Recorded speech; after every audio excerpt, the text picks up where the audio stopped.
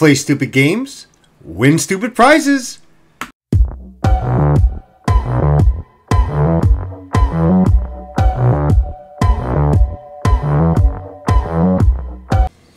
Hey folks, I'm Dutch Doyle. I'm the host of Dutch Doyle Discussions. How are we doing today? I'm okay today. Rookie is sick again. We're blood testing, waiting for results. Don't know how that's going to turn out. But he's 11. Survived lymphoma. Chemo practically killed me when I had the heart attack. I'm hoping for the best. The vet is kind of a pessimist. He's still here with me. So, he's having problems with back legs. He's not eating. Not eating is never a good thing. But he's 11. And pistol's not making it easy for him either. But people are reaching out to me. I appreciate the good thoughts. I really do. Love you guys. But sitting here waiting for the phone to ring, and Sunday, I'm not going to get a phone call today, but I'll get a phone call eventually, so I need to keep myself busy, so I'm going to do a video breakdown. Do an episode of Dutch Doyle Discussions. So, folks, as usual, sit back, relax for the next 15 minutes. Enjoy yourself, stay to the very end. Hit the thumbs up and the thumbs down if you like the video, not like the video. Subscribe, we'll leave a comment. I'll see you on this side of the video. Shut up and sit down.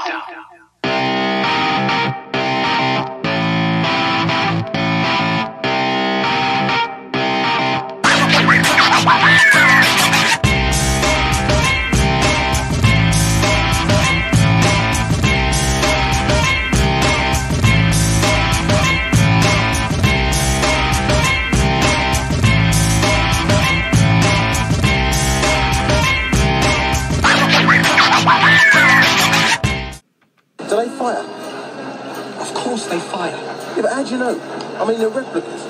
What do you know about replicas?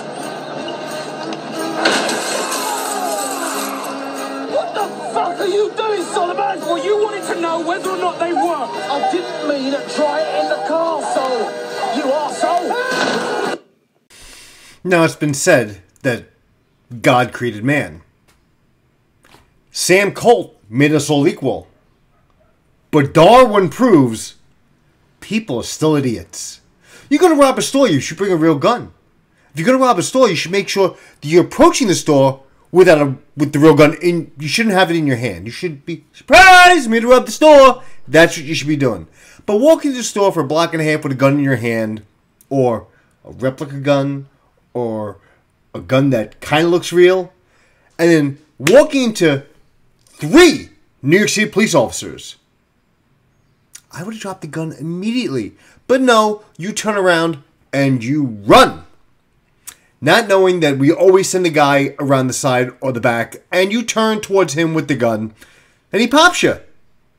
He popped you. And then you throw the gun, you try to get rid of the gun. We all saw that in the video. Stupid is as stupid does. And the fact that you've got replica written down the side of your gun. And the fact that I've got Desert Eagle .50 written on the side of mine.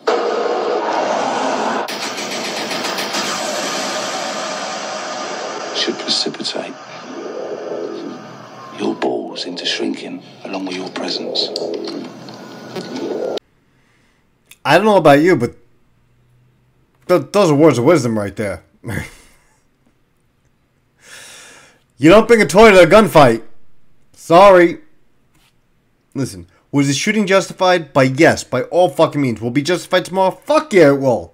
That officer will be indemnified. He'll be sued, but he'll be indemnified. But, not for nothing. Criminals are getting desperate. It's out there. This is the quality of life stuff I was talking about the other day. It's going to keep going. It's a downward spiral of the city. I don't know what to say. And this leads back to the mayor and the police commissioner. Madam Police Commissioner, please get the mayor's head out of his ass. And have your driver pull yours out too. Let's go back to old school policing. I mean, listen, I'm not saying that we tune people up for no reason at all. But if we're going to tune somebody up, we should have a good reason to do it. And us losing the city is a good reason to do it. A cop getting shot in the Bronx is a good reason to do it. Get rid of this violence reduction bullshit task force and go back to the days of the Organized Crime Control Bureau. Bring back narcotics in its raw form.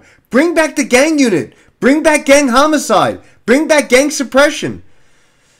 Stop with this treatment intervention program. We're going to give a hug, not a thug. And just, we're going to give drug users counseling. No, give students counseling so they don't start using drugs. Get them at the early age. Cut off the cancer. People who are using, listen, there's a guy in Ohio saying drugs should be legal. That problem will rectify itself. They'll use, they'll overdose, it'll be right. There is no help for them. They want to use. Unless they physically want to change it themselves, they're not going to change. No amount of singing Kumbaya, holding hands, and 90 meetings. Listen, 90 meetings in 90 days works. But you have to be committed to it. You have to hit rock bottom. This, walking into a store in broad daylight with a fake pistol, an airsoft pistol. Mind you, I'm going to say airsoft because those guns look real. I have my 90 Beretta, my Beretta 90F2, Beretta 90F in the locker. I have a Beretta 90F lookalike airsoft. I can't, there's no orange on it. You can't fucking tell the difference. And people who commit crimes will buy the guns with the orange tip and color them black and still commit crimes and rob people. We've had that plenty of times. I've caught more teenagers with fake pistols, but I made sure I didn't turn my back to them because I couldn't be 100% sure they were fake. We had a cop shot in the 80s in the small of his back. He recently died in 2017. Detective McDonald was shot by a 14-year-old and paralyzed. Am I going to turn my back to somebody with a gun? No. If I can't tell the gun's real, I'm a guy for gun control. I believe in gun control. If there's a gun in the room, I want to be in control of that gun. Clint Eastwood said it best. I worked some places that made fucking Clint Eastwood go shit his pants. They said it in the 7-5 documentary. Yeah, it's getting that bad out there. It really is. And the drug dealers, and you could be sitting in a radio car in one corner and hear shots going off 100 yards away behind you. Who the fuck did I burn to get put here? It would scare Clint Eastwood. That is a fucking great line. Who the fuck did I burn to get here? How did I fuck up in life to get here? Makes you look around and appreciate what you got. I mean, I was born and raised in Brooklyn. I worked the 6-7 precinct. I worked the 7-5 when I was a transit cop, my early years in the job. It was that bad. It really was. I can't understand why we're letting the tight control we took over the city to get this city back. Why are we letting go of it? If the city is Shangri-La and it's its own utopia, why are we giving it back to the assholes? Why? Listen, there's enough assholes in the police department, cops. Every fucking precinct is a drama fucking central there. Who's fucking who? Who's dating who? Who did this? Who did that? Who didn't gas up the RMP? Listen, I was fortunate to work on the Midnight Tour in the 7-1 as a cop, where we hotbox cars all the time. Your car rolls in, that's your car for the night, the car's not being shut off, you're just taking the car from the other guy, you're doing your quick inspection, and you're going. Usually you should get the car with over a half a tank of gas. Never worked out that way. Guy would pull up a fucking less than a quarter, and then you go fill up with it. So it didn't make sense to hotbox because the car wasn't ready to go anyway. You were still taking downtime to get the car ready for the tour. Whatever.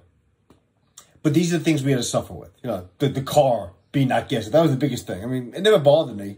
I would just return the car to the next shift with no gas in it. It's just how it was.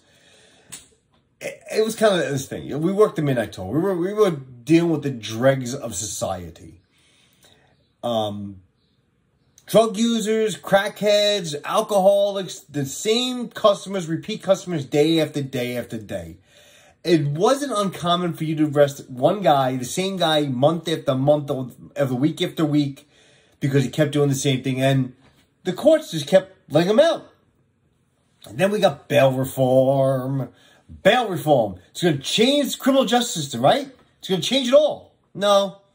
No, it didn't. Guy in my unit locked up a guy with a handgun. They let him out, ROR, released to recognizance. Motherfucker went and got another handgun and killed his wife anyway. Bail reform. Really? Really? There was a guy locked up in my unit, and they made him DAT him, desk appearance ticket, the guy. So he left within 2 hours being arrested. And he was shot and killed in the corner of his block. And we all kept laughing. Like, you know, if it wasn't for bail reform and the desk appearance tickets, that guy'd be in the system. He'd be alive. He'd be alive today. He'd be alive right now. Yeah. We're working backwards here. Fucking backwards. Hey man, you've been eating retard sandwiches again. Inherently, it's not the department's fault. It isn't. It ain't even the cops' fault. It's the politicians' fault. People who need to reinvent the wheel. We're going to make it equal for everybody across the board. It's like, right up there, like, we're going to give you you finished dead last, but we're going to give you a participation trophy. Folks, there needs to be some sort of competition in life. Something to strive to make yourself better. Not you being handed out the government dole and you sitting there and taking it. You have a lazy person taking money and they give them free money that they didn't work for to get a pension or whatnot. They're just going to sit there and do nothing. It's kind of like that whole thing, you know, the whole parable with Jesus, you know, I'll give you a fish, I'll give you a meal, but if I teach you to fish, I teach you to feed others for the rest of their lives. I mean, and the mayor with the first mayor, de Blasio, with the tale of two cities and making everybody, listen, there's a reason there's a major league and a minor league, Your Honor. Some people just can't cut in the major leagues. It's one of these things, and the new mayor is pushing the same agenda, but he wants to bring crime down, but he wants to give more accountability of the department to people, to the regular Joe citizen. Listen, there are recent things that are done. There's a reason we don't want some protests to happen. It's done for a reason, because the inherent act of violence that could be connected with it. We're trying to save lives. We're trying to protect the peace, and giving control of the class to the kids is not going to benefit their education. It's an act of lunacy, General Sir. Personally, I think you're a fucking idiot. Yeah, I know I used that, but I really do like it. It's really funny. Who says it best but Sean Connery? I mean, seriously. I mean, I did this video today just to keep my mind occupied, not to sit here and wait for the fucking phone to ring, because it hasn't, because I knew it wasn't going to ring today. It's Sunday. Try to keep myself going, keep my mind off Rookie. You know, knock on wood, everything's going to be fine. Could be just an infection, but he lost a step. He really did. And it's like that movie with Tom Hanks, but The Bridge with the Spies. You don't look worried. Would it help if I was worried? I can't sit here and veg and hope for the best at this point. I mean, try to be an optimist.